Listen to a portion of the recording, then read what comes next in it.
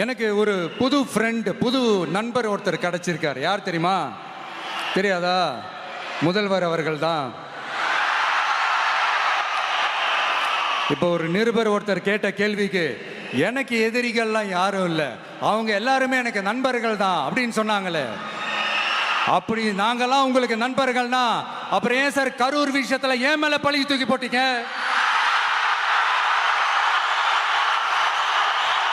உங்களுக்கு மனசாட்சின்னு ஒண்ணு இருந்தா அப்படி பேசிருப்பீங்களா?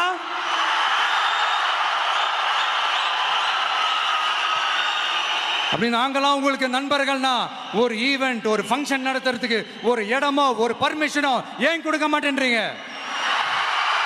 எல்லாத்தையும் நீங்களே பண்ணிட்டு போற போக்கில் அப்படியே பொய்களா அடிச்சு விட்டுக்கிட்டு இருக்கீங்க. உங்களோட உண்மையான நண்பர்கள் யாருன்னு சொல்லட்டுமா? லஞ்சம், ஊழல், அரசியல் ஆதாயம், இதெல்லாம் தான் உங்களோட உண்மையான நண்பர்கள்.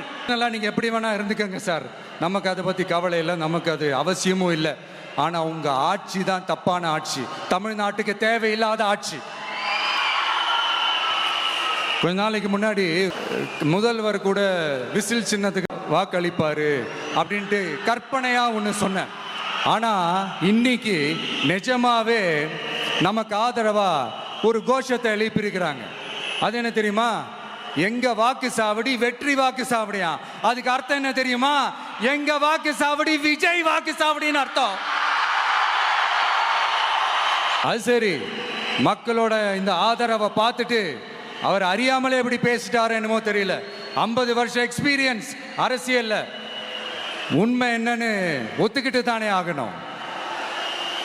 ஜனநாயகம்ங்கிறது பெரும்பான்மை ஆட்சி அதிகாரம் சார்ந்தது மட்டும் இல்லை, சிறுபான்மை மக்களின் உரிமைகள் உணர்வுகளும் புனிதம்னு நினைச்சு அதையெல்லாம் காப்பதற்கு பெயர் தான் ஜனநாயகம்னு 1963 அறிஞர் அண்ணா பார்லிமெண்ட்ல பேசினதை நாம இங்க சொல்றது ரொம்ப பொருத்தமா இருக்கும்.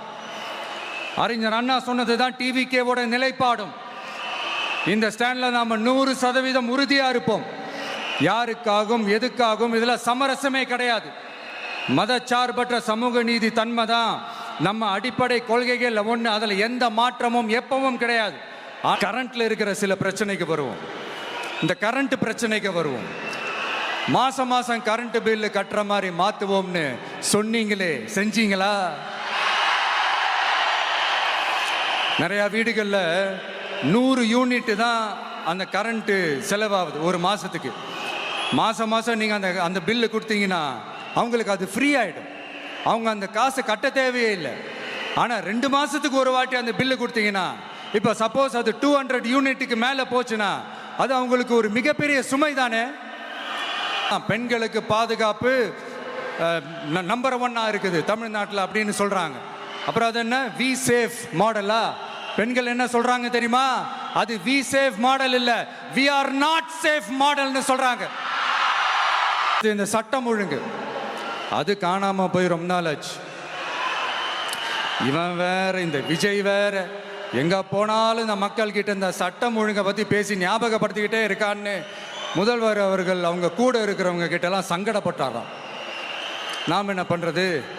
நாம தான் தமிழ்நாட்டோட விசில் ப்ளோயர் ஆச்சே, நாம் எப்படி சைலண்டா இருக்க முடியும்? நாமளும் கேள்வியா கேட்கிறோம், ஆனா பதிலெல்லாம் வந்த மாதிரியே தெரியல. இருந்தா தானே வர்றதுக்கு, வச்சுக்கிட்டா வஞ்சனை பண்றாரு. இந்த தீய சக்தி, இந்த அட்ராசிட்டிய ஒரு எண்டு கார்டு போடணும் அப்படின்னா அவங்கள சுவிட்ச் ஆஃப் பண்றது தான் ஒரே சொல்யூஷன். அதுக்கான ரிமோட் தான் வரப்போற எலெக்ஷன்.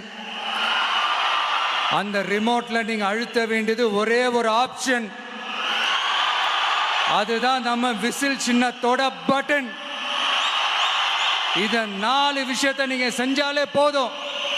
ஒவ்வொரு இவிஎம் மெஷின்லயும் விசில் சின்னத்துக்கு நேரா இருக்கிற அந்த பட்டனை பச்சக்கு பச்சக்கு பச்சக்குன்னு ஒரு அழுத்த அழுத்துங்க. எப்படி? அவ்வளவுதான். உங்க விஜய் நான் வரேன். விஜய் உங்க விஜய் உயிர் என்ன வர